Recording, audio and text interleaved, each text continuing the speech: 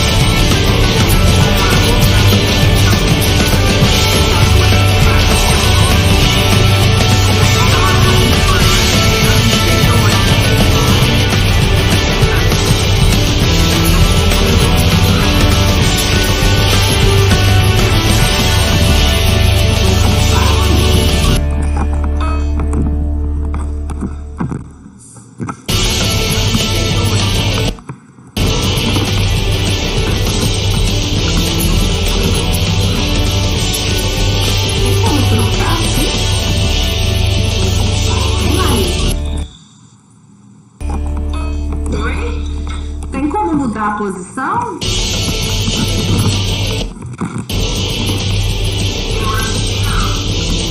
Então não deixe que eu faço. Peraí. Só um minuto, tá?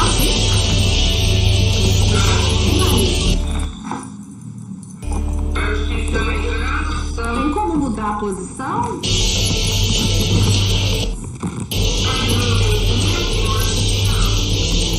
Então não deixe que eu faço.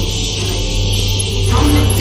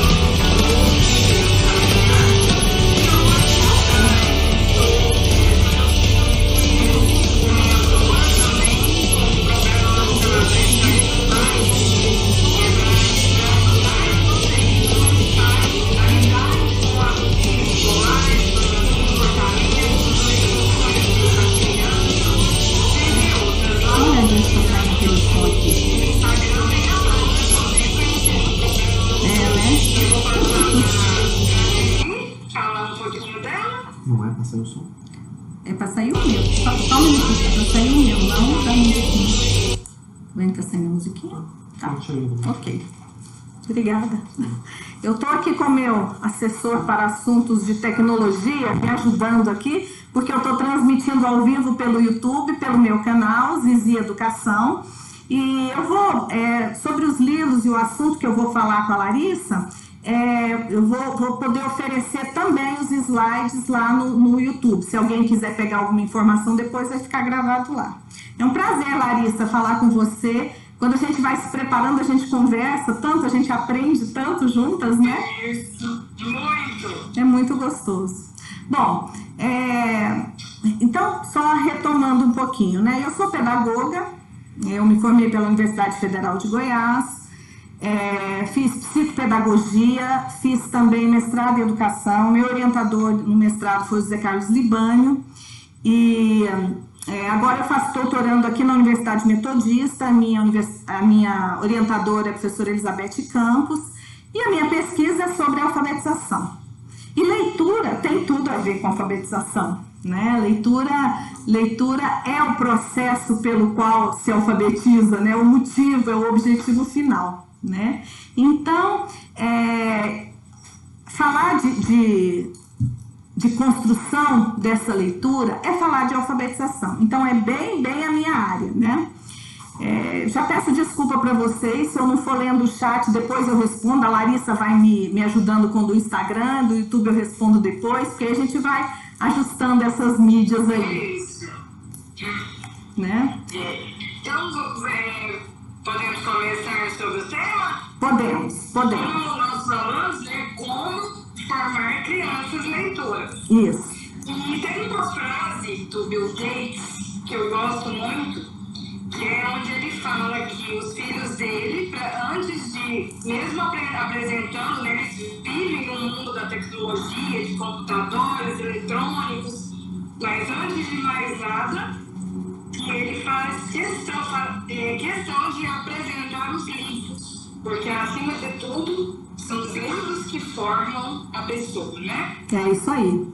Eu fiz um relato indireto, porque eu falei sobre a frase, né? Então, assim, quem é o Bill Gates? Então, vendo uma pessoa como ele, já falando sobre a questão dos livros, é muito importante, né? E muito além do instrumento de leitura, de cultura, a leitura, ela trabalha a parte neurológica, né, psicológica, é super importante. E como fazer, né, uma criança, eu sei que a Zizi vai falar um pouco, eu vou falar um pouquinho também.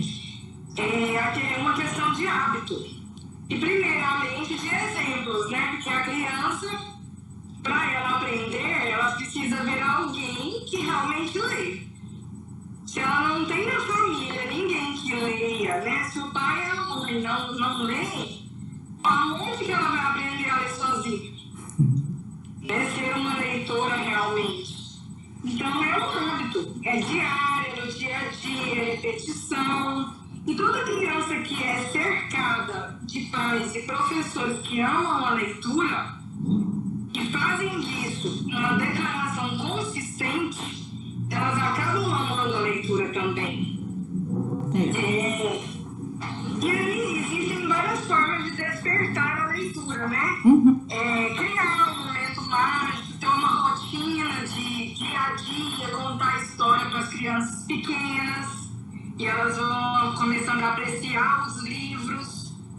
10, 15 minutos antes de dormir faz uma diferença, uma historinha, aí junta com a oração e a criança dorme super em paz. Né? Já a história às vezes acalma ela, né?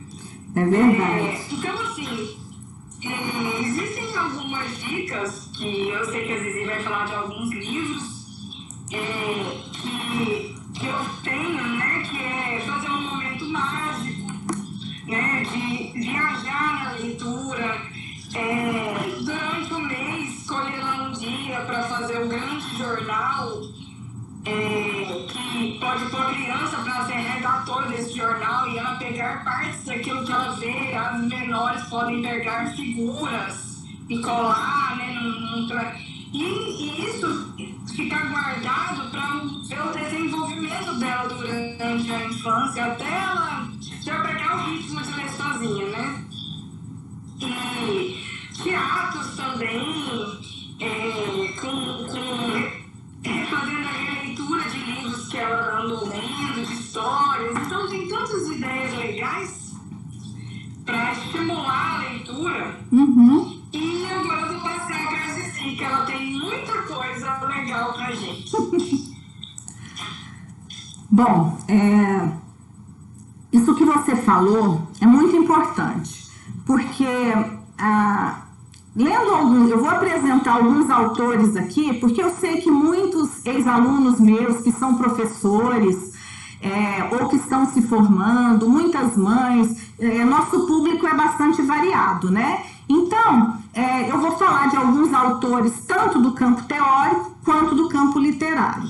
Isso que você falou, o próprio Frank Smith, deixa eu pegar o livro do Frank Smith aqui, chama Leitura Significativa, de Isabel Soler, e o de Frank Smith chama...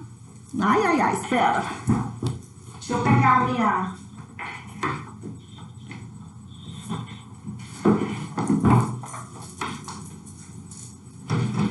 É bom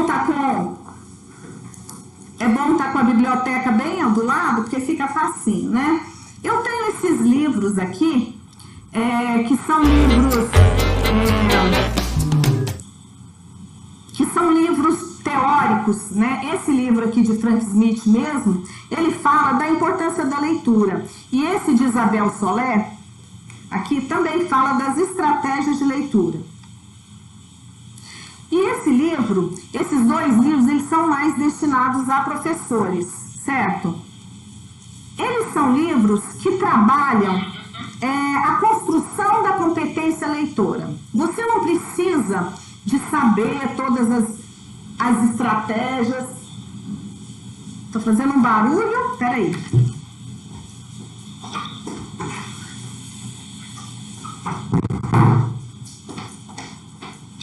E vocês podem participar, gente. Fazer perguntas que a gente vai responder. Desculpa, porque tá fazendo um barulho, achei até que estava chovendo tempestade aqui, que é muito bom para chover. E esses livros todos, eles trabalham o exercício que o professor tem que conduzir para trabalhar a competência leitora dos alunos, né? E isso que você falou é muito legal, porque o aluno, na escola, com o aluno você vai trabalhando, mas e em casa? Né? Qual que é o papel dos pais? Não, a gente tem que formar hábito. Frank Smith fala nesse livro Leitura Significativa que mais do que formar hábito, você tem que entender a necessidade, porque a gente lê por necessidade. Você precisa ler uma embalagem de algo que você vai comer, uma bula de remédio, o letreiro do ônibus para saber que ônibus você pega, a placa de trânsito para saber se pode ir para a direita, se pode ir para a esquerda, se pode estacionar ou não. Você lê o tempo todo, o tempo todo.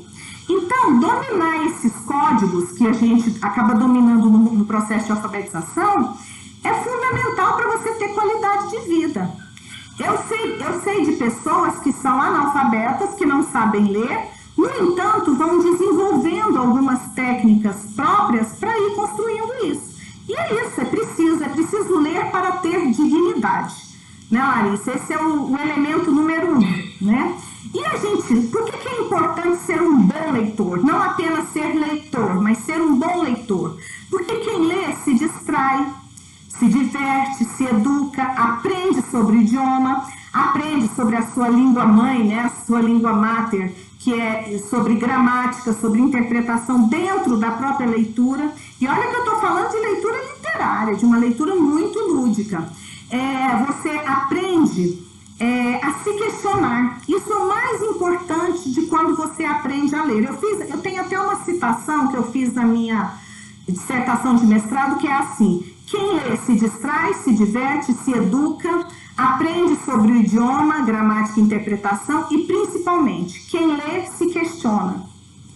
E essa frase eu não tirei do nada, não. Eu tirei de uma pesquisa muito interessante feita por Pedro Demo.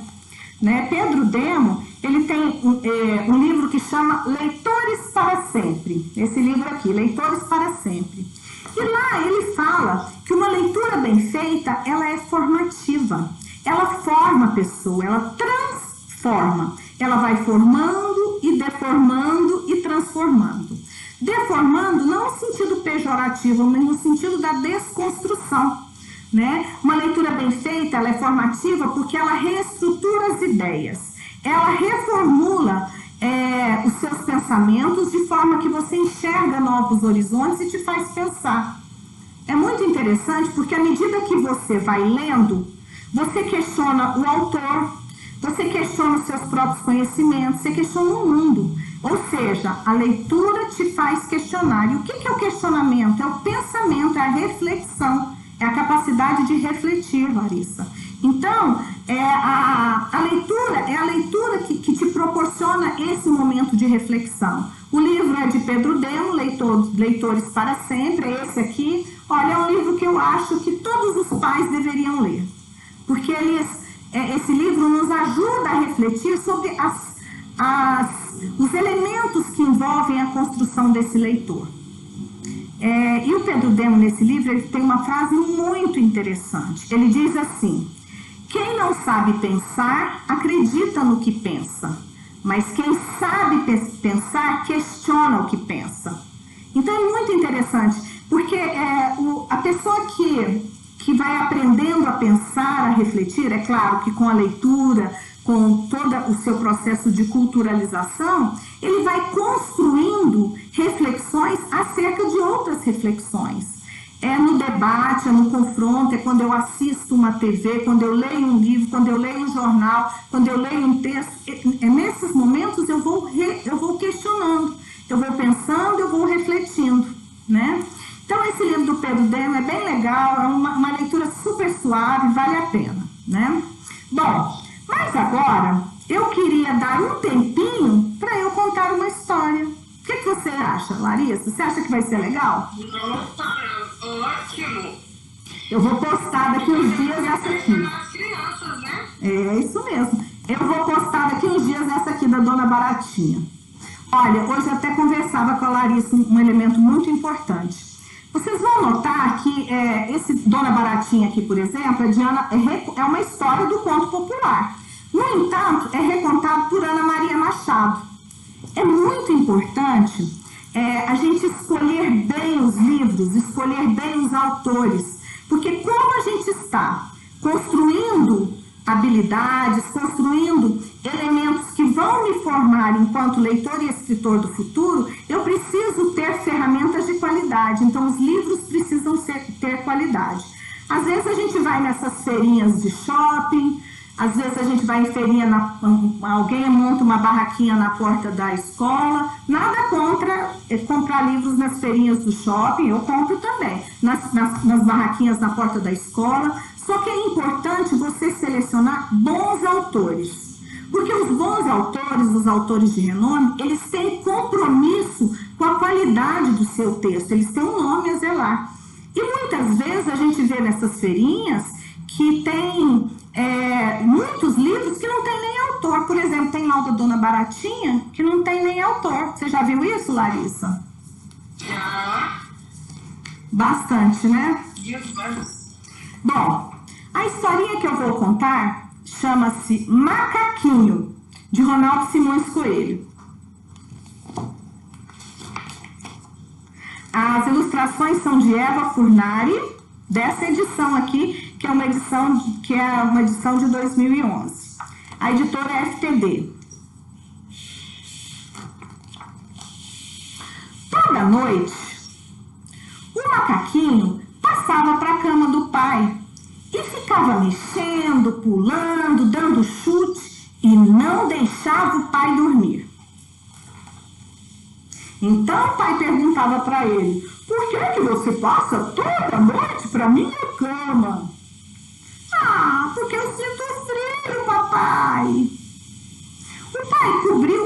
lençol, com a coxa, com o cobertor, e o macaquinho ficou muitas noites sem passar para sua cama. De repente, lá estava ele outra vez. E aí ele continuava, dava chute, mexia, remexia e não deixava o pai dormir. O pai quis saber, por que é que você passa toda noite para minha cama? Ah, papai, é porque eu tenho fome. E o pai dava mamadeira e ele ficava muitos dias sem incomodar o pai. Mas passavam-se os dias e logo lá estava ele. E o pai perguntava, um dia era vontade de fazer xixi, outro dia era medo, outro era porque o berço estava apertado. Sempre tinha uma desculpa. E tudo o pai resolvia, o tempo todo o pai resolvia. E sempre o macaquinho estava de volta. Até o dia que o macaquinho resolveu falar claro, em alto e bom som para o seu pai. Papai, eu quero ficar na sua cama porque eu fico com saudade de você, papai. E o pai entendeu. E o macaquinho o abraçou e o beijou. E daí pra frente, não passou mais para a cama do pai. Sabe por quê? Porque eles brincavam juntos e agora o pai tinha tempo para ele. Então, de Ronaldo Simões Coelho, Macaquinho. Esse é da editora FTD. Bom, esse livro ele é muito adequado para a educação infantil e para crianças que estão iniciando no processo de alfabetização, né? Mas vocês viram que eu não sei a história de cor. Eu nem me preocupo em até poderia saber ela de cor se eu me esforçasse um pouquinho, desse uma repassada antes. Mas eu não preciso saber de cor. O importante da história é quando você lê para o seu filho, você está preparado, você leu antes, você se preparou, treinou, leu uma, leu duas vezes, marcou no livro lá onde é que você vai levar a voz, quando você vai abaixar a voz, quando você vai arregalar o olho, fazer voz de lobo, voz de pai macaco, voz de filho macaquinho, porque são esses elementos que ludicizam o processo, que tornam o processo da leitura uma grande brincadeira. Isso é muito, muito importante a gente fazer isso. Bom, tem alguns livros que são muito, muito importantes. Um deles é a importância de se ler clássico. Não, Come e Por que Ler Clássicos Universais Desde Cedo. Tá aqui na tela do lado direito, clássico Como e Por que Ler os Clássicos Universais Desde Cedo, de Ana Maria Machado. Nesse livro, Ana Maria Machado vai nos contando por que os clássicos são importantes. E aí ela fala, por que ler O Pequeno Príncipe é tão importante? Olha, quem é que não se lembra das metáforas do Pequeno Príncipe, né? Tu te tornas eternamente responsável por aquilo que cativas, né?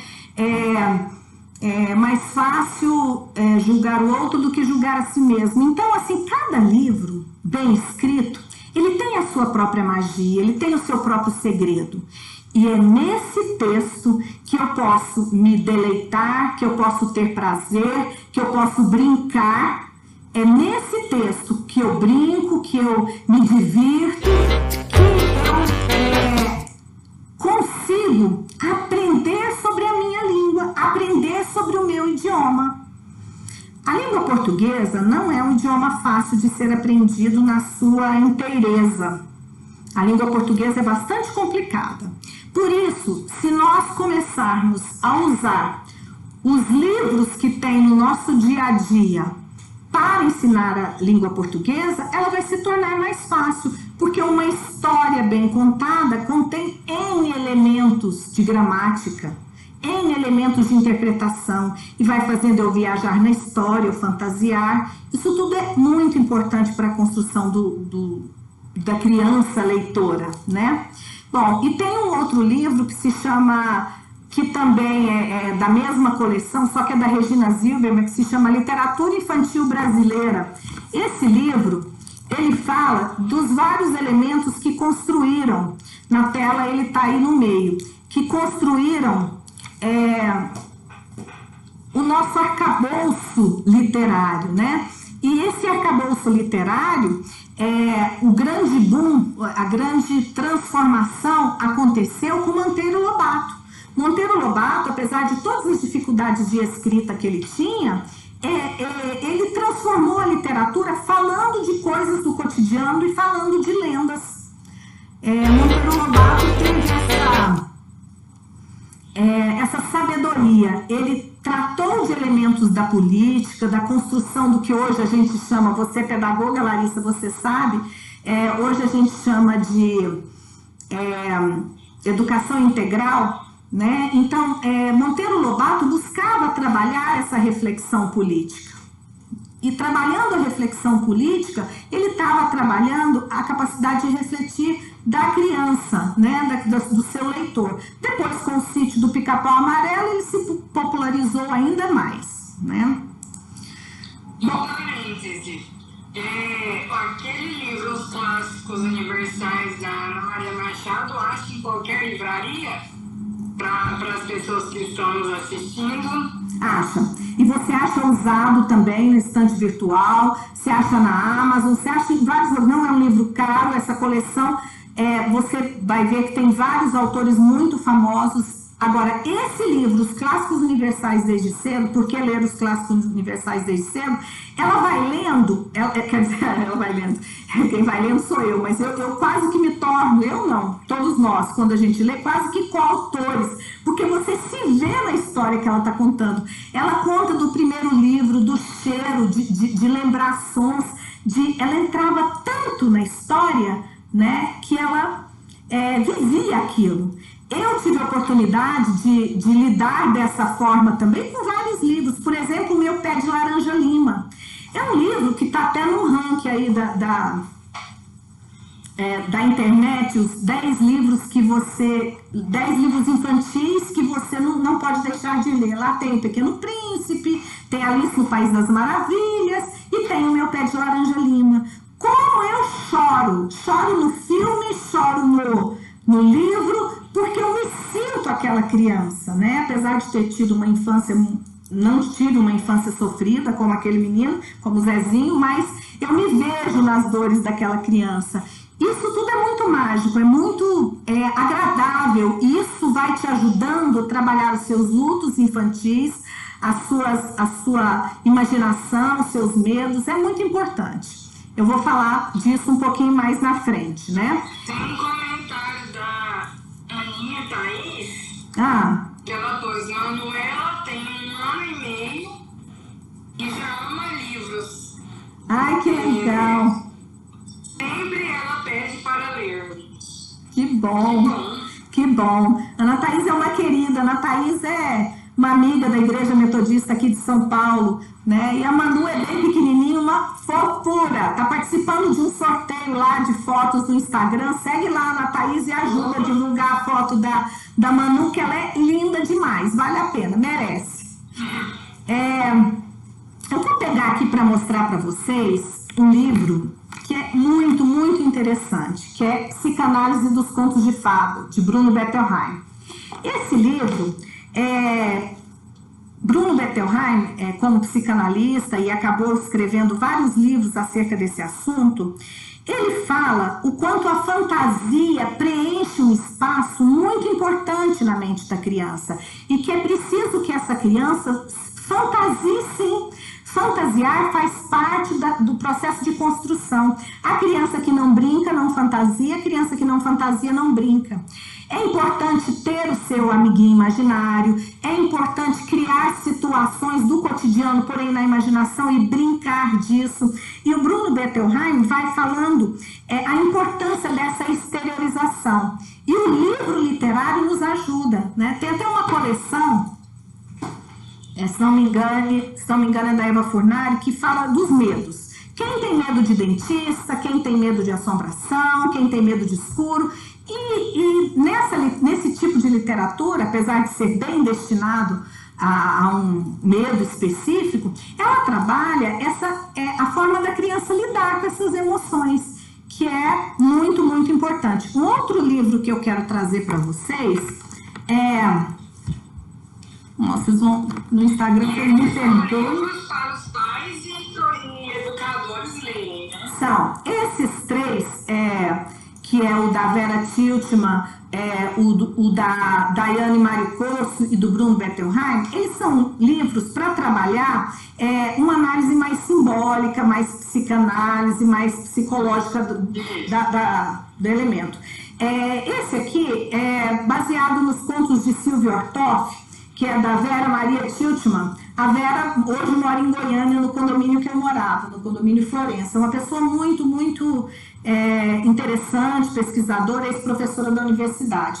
E são estudos de Sylvia Ortoff que contam, chama Hora Fada, Hora Bruxa, e esses livros, essas pesquisas que estão publicadas aí, elas trabalham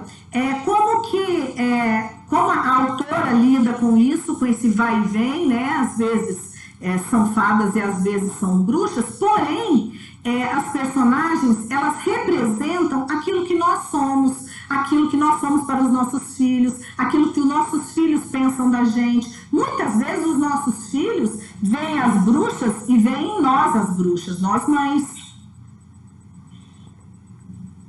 Mas imaginando a bruxa da história, imaginando que a minha mãe, isso no livro Fadas no Divã, a Diana Corso e o Mário Corso falam sobre isso, que é imaginando que a minha mãe pode ser bruxa, certo? É que eu tenho depois tranquilidade de trazer aquela mãe boa, carinhosa de volta. Por quê? Porque nos momentos que eu sinto raiva, ou que eu vejo que ela está com raiva, eu posso fantasiar que ela é a bruxa. Ajuda a lidar com o meu sentimento, entendeu? Ajuda eu a lidar de forma mais saudável, porque assim eu não vou ficar com ódio dela, porque quando eu coloco a minha mãe, eu criança, né, coloco a minha mãe no lugar de bruxa, eu a estou colocando num lugar de negação, num lugar que eu não queria que ela estivesse, e assim esses meus sentimentos vão ficando aliviados, porque eu tiro e coloco a minha mãe no lugar que eu quero, fantasiando que ela pode ser aquele personagem. É muito interessante. São livros muito, muito legais. Os contos de fadas, né? Vamos tratar dos contos de fada. Quais são os contos de fada? Você lembra de alguns, Larissa? A Bela Adormecida, Rapunzel, Cinderela, que mais? Branca de Neve. Esse livro aqui, ele não é para crianças. Não para crianças muito pequenas, é para adultos que gostam de histórias infantis, né? Esse livro foi escrito pela Clarissa Pinkola Estes, são os contos originais dos irmãos Grimm. Bom, como os irmãos Grimm viveram numa época em que a criança era tida como um adulto em miniatura e que precisava aprender a lidar com as coisas do mundo, então eles criavam histórias, não só ele, mas Andersen, Perrenot e vários outros autores, principalmente essa leva europeia, eles se preocupavam muito em trazer ensinamentos, e às vezes esses contos são até assustadores. Esses contos infantis são assim, muitas vezes, dá medo, não são como as adaptações que estão por aí no mercado, né? Então, mas é muito interessante. Por exemplo, no conto da Gata Borralheira, o original dos irmãos Grimm, tem outros autores que publicaram também, viu, Larissa? Os originais, os contos originais. Mas esse da Clarissa eu gosto muito, esse livro custa uns R$40 aí, por aí, eu acho, né? Em torno disso. E acho usado também. E no conto da Gata Borralheira, a Gata Borralheira é a mesma que a Cinderela, não é? Então, a Gata Borralheira, a mãe morreu muito cedo, o pai se casou de novo, mas ele viajava muito e não podia dar assistência. Até que ele morreu e acabou que ela ficou morando com a madrasta e as filhas, né? E a madrasta era muito má. Porém, nas adaptações, eles não contam exatamente como os irmãos Grimm escreveram. Porque no conto original, quando a Cinderela vai para o palácio, né, a fada da roupa transforma a abóbora em carruagem, os ratinhos em cavalos e ela vai. Mas quando ela tem que ir embora e perde o sapatinho, ela tinha um pezinho muito delicado, porque ela era linda e quem é linda tem que ter pé delicado, tá? São os estereótipos da literatura, a construção de mulher, né, que a gente precisa estar atento, porque não é porque na literatura tem que é tudo maravilhoso. A gente precisa trabalhar essa consciência de mulher nas nossas filhas, né? A gente precisa que as meninas cresçam com uma consciência de uma mulher que tem um espaço, que tem formas diferentes, que é gorda, é magra, é alta, é baixa, porém, o mais importante não é esse padrão estético posto. Bom, parêntese feito, não é esse o momento para a gente entrar nisso. Outro dia a gente faz uma live sobre isso, né, Larissa? Sobre a simbologia, sobre isso, a simbologia da mulher na literatura infantil. Esse é um tema muito legal. Bom, os contos de fada traz uma simbologia. Quando a gata borralheira, que se torna Cinderela, perde o sapato, o príncipe pega o sapato, não consegue alcançá-la, porque ela vai embora na carruagem, e a carruagem vai se desmontando ao longo do caminho. Mas quando ele pega aquele pezinho, ele pensa que, ele imagina que vai encontrá-la através daquele sapato. E ele percorre todas as casas do vilarejo e não encontra. Por quê? Porque a madrasta a escondia no porão. Não deixava que ela experimentasse o sapato. Mas aí, por uma série de elementos, que é bom que vocês leiam no livro, por uma série de elementos, ela acaba experimentando o sapato e o sapato serve. Só que antes dela experimentar, as irmãs experimentam os sapatos. O sapatinho de cristal. Bom, tem um elemento que acho que você não sabe, Larissa. Quando uma das irmãs malvadas coloca o sapato não serve, certo? Porque elas eram feias e pesudas. Tá. Não serve de padrão para nada essa simbologia, mas ok, não é o foco aqui. Mas aí a mãe vai com o sapatinho e com a filha, uma das filhas, para o quarto e fala para uma delas cortar os dedos para o sapato servir. E ela corta os dedos, né? Porque a mãe fala que quando ela for princesa, esses dedos nem farão falta, ela vai ter criados para carregá-la pelo palácio todo. Aí ela coloca o sapatinho serve, porque tirou ali 3 centímetros de dedo, né? E aí ela calça o sapato e vai na garupa do príncipe. Só que olha, a história original é desse jeito, tá nesse livro de Clarissa, que é meu aluno sabe, que eu já contei. E aí quando ela sobe no cavalo para ir na garupa do príncipe, o sangue escorre no rabo do cavalo, do pé dela, sangrando. Aí o príncipe traz de volta e fala, não é essa, isso é falso, fake news. Aí volta. Aí a mãe fala, não, mas é a minha outra filha. Aí a mãe vai com ela pro quarto e manda a outra filha cortar os calcanhares. Pra que ela precisa de calcanhar se ela for princesa? Ela vai ter servo para carregar para todo lugar. E aí ela vai, corta os calcanhares e de novo o sangue escorre nos sapatos. Imagina a cena trágica, você contando isso para Laura, sua sobrinha. Ela ia ficar assustadíssima, meu Deus do céu, né? Só que você tem que ver que naquela época era preciso amedrontar, as histórias todas tinham um teor de medo. No conto desse livro dela, da Branca de Neve, que é o que eu mais adoro, por sinal eu torço para a bruxa, que a Branca de Neve é burra de galocha. Burra de galocha. Vocês vão ver quando vocês lerem esse livro. Talvez tenha em PDF na internet, talvez já tenha sido liberado. Eu não sei se ele tem mais de 10 anos. É de Clarissa Estes, Píncola Estes, dos Contos dos Irmãos Grimm. Vou mostrar mais uma vez.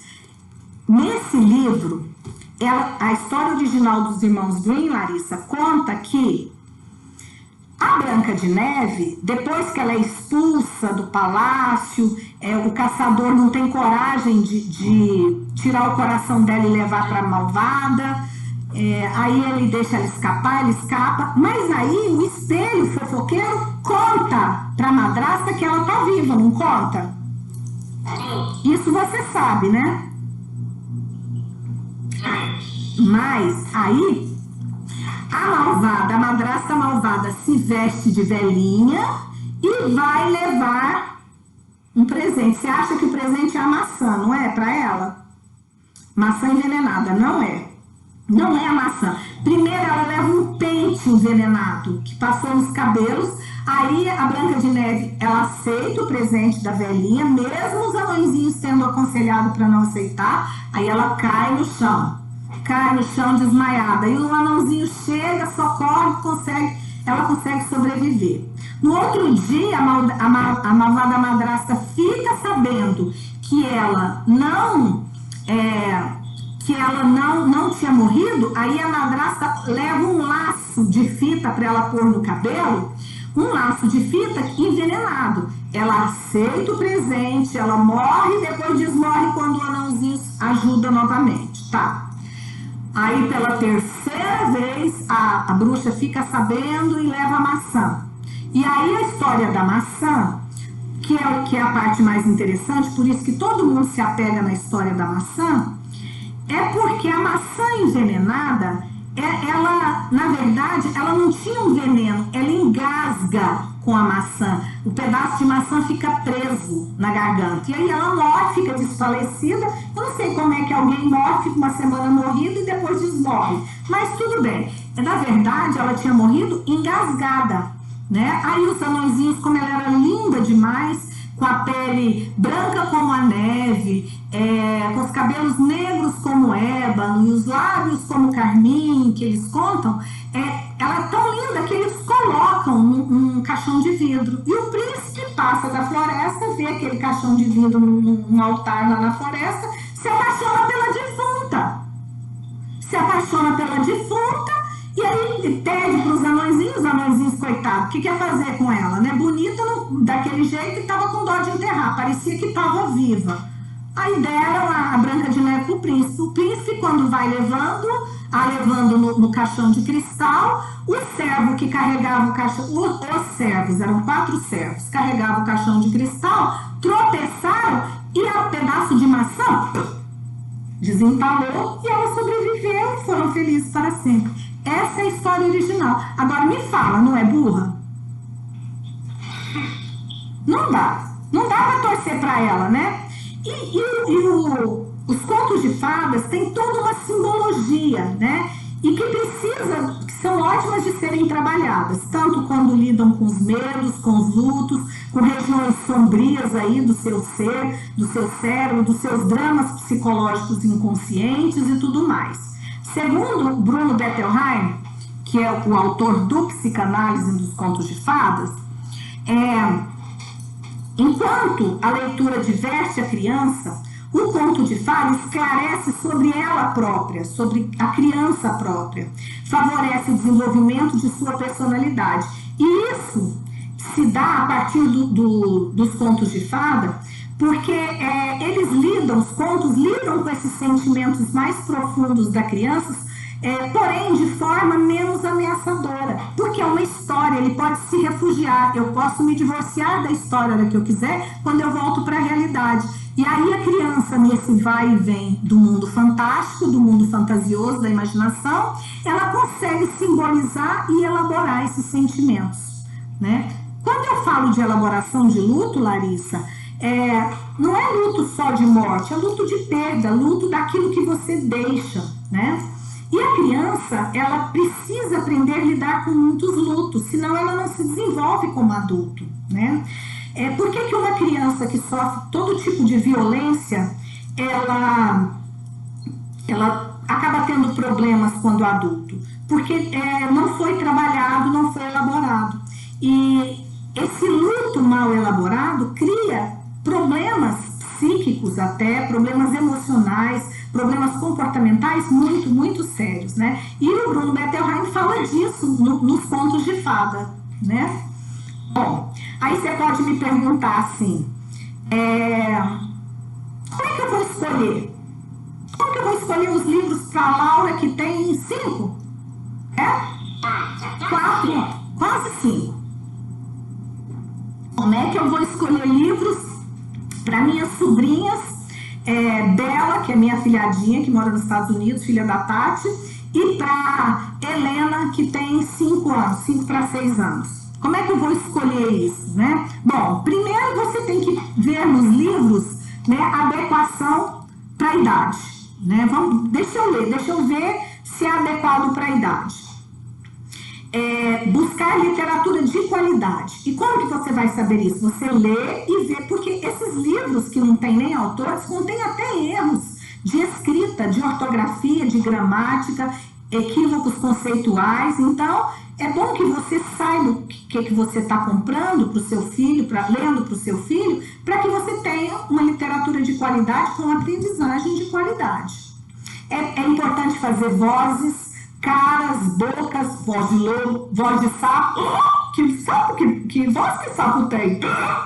Sapo tem a voz que você quiser, basta ter o soluço, né? E aí você vai criando esse mundo fantástico e a criança começa a ficar fascinada por aquele pedacinho de papel fininho, né? Que nem parece ter tanta importância, mas é preciso deixar a criança conviver com o livro desde criança. Mas ela vai estragar.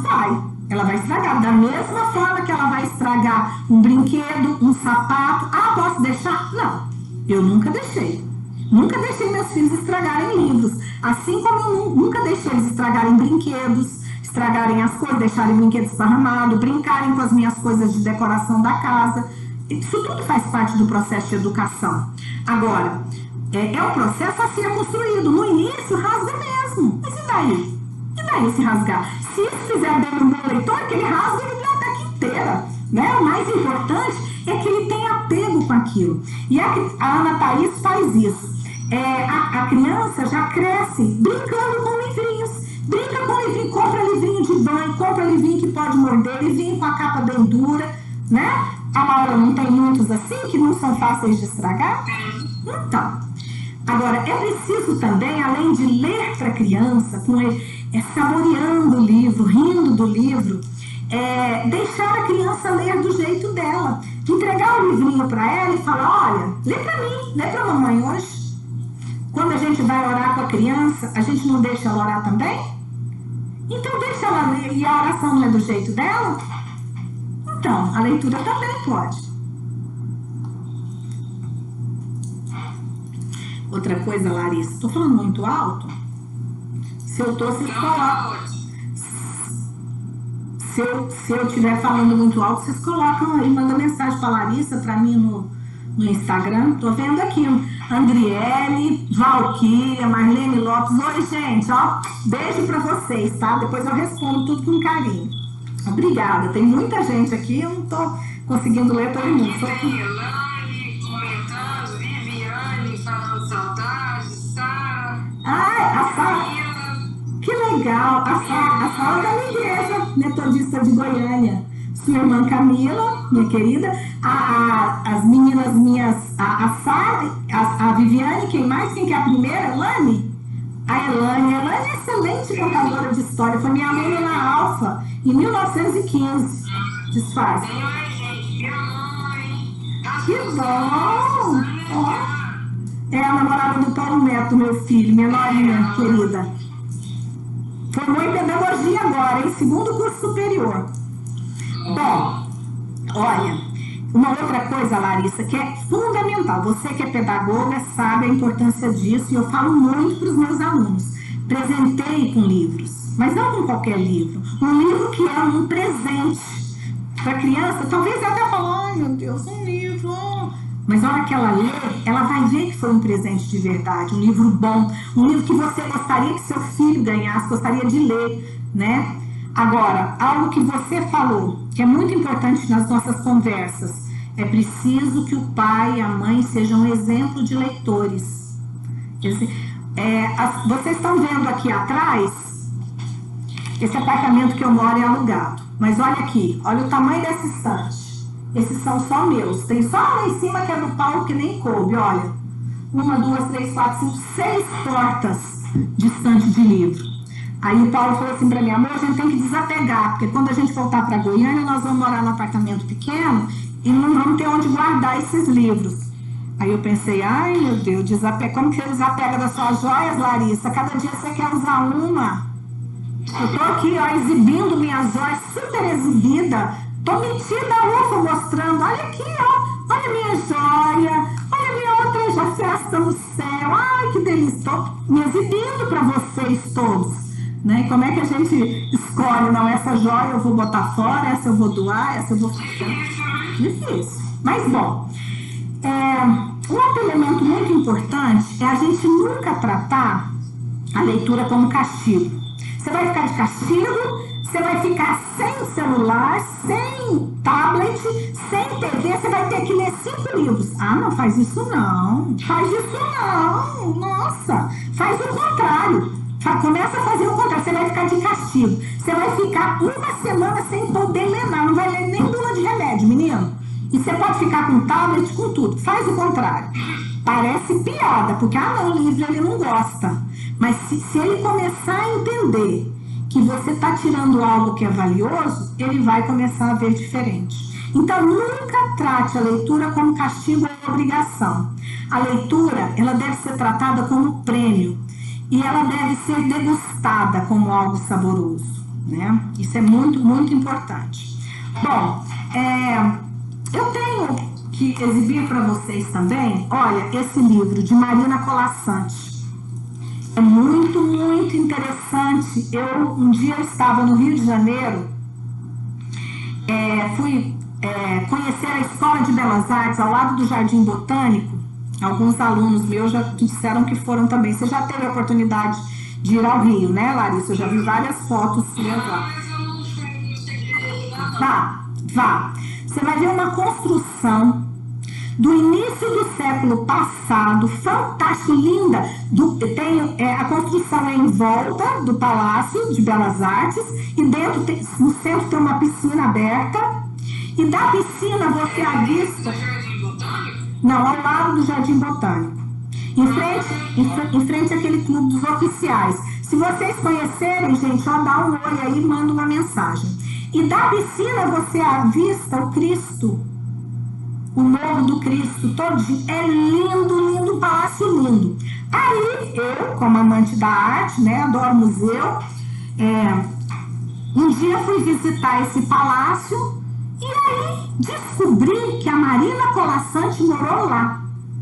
Olha só que interessante. O pai dela era oficial alemão do exército nazista. E eles tiveram que fugir, né? Quando a guerra acabou, eles tiveram que fugir. E aí os filhos se esparramaram, acabou que o tio da Marina Colasanti tinha essa terra, essa casa, esse palácio lá no Rio de Janeiro. Pegou a sobrinha para cuidar e acabou de criar, deu uma chácara que ele tinha no interior do Rio de Janeiro para o pai, para a família da Marina Colasanti, Clarissa, da Marina Colasanti, e aí ela ficou morando, então ela morou naquele palácio. Então pensa o meu deleite. Eu sugiro que vocês leiam, olha, esse livro é para uma criança de 10 anos, uma mulher de 20, uma de 30, uma de 50, como eu, e a Marina Colasanti é uma feminista e ela trabalha o papel da mulher. Não é porque ela é feminista que ela é boa, não. Ela é boa porque ela é boa escritora.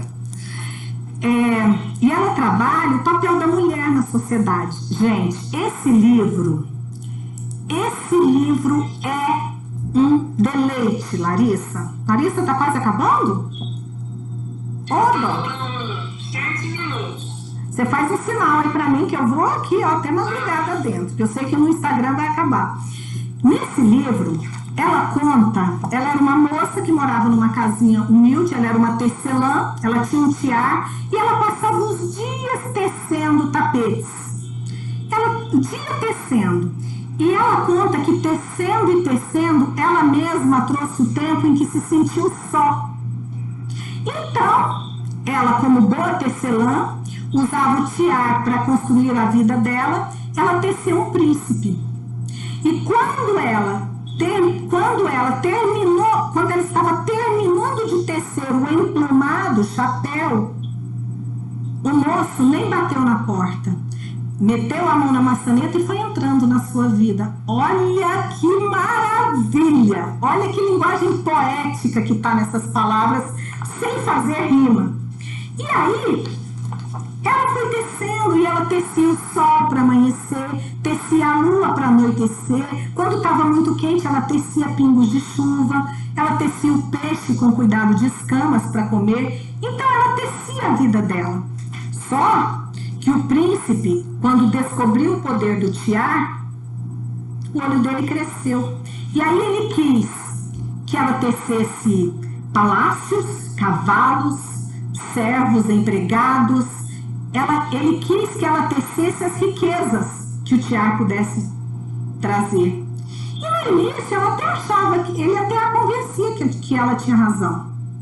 Só que tecendo e tecendo, ela própria teceu a sua tristeza. E aí vocês vão ler para vocês verem o que ela faz com esse príncipe de emplumado chapéu.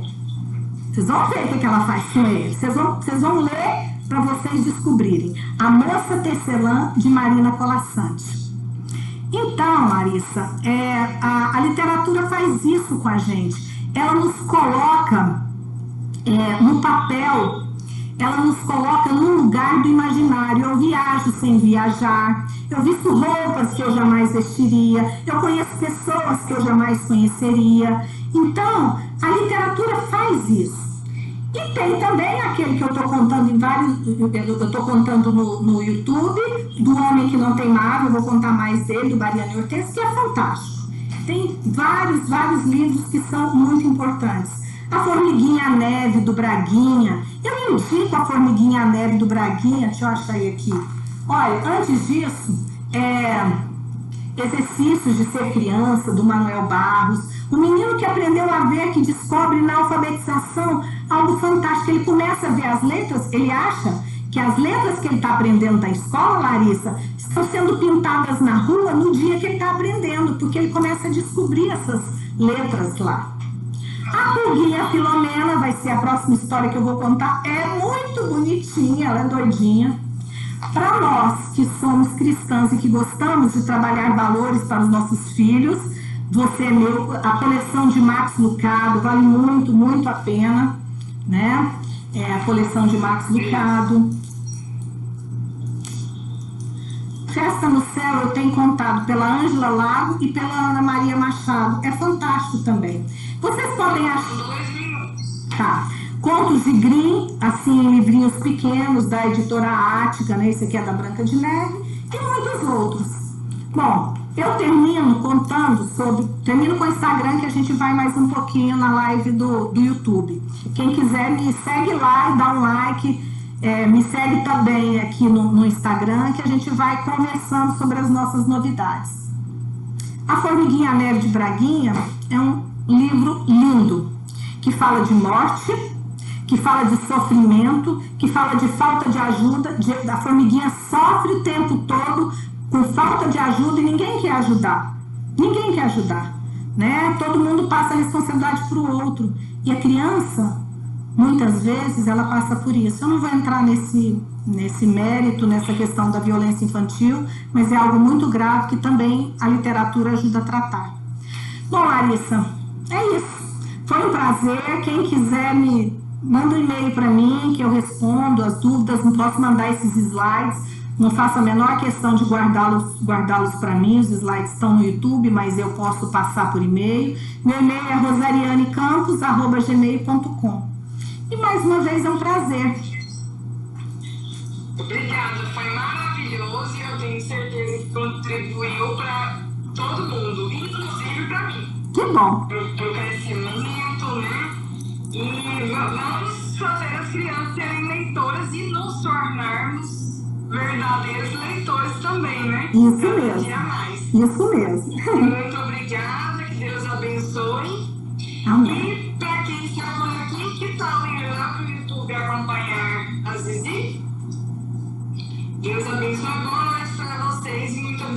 lá. Beijo, tchau. Beijo. Bom, gente. Boa noite para vocês. Muito obrigada. Tchau. Tchau. Beijo.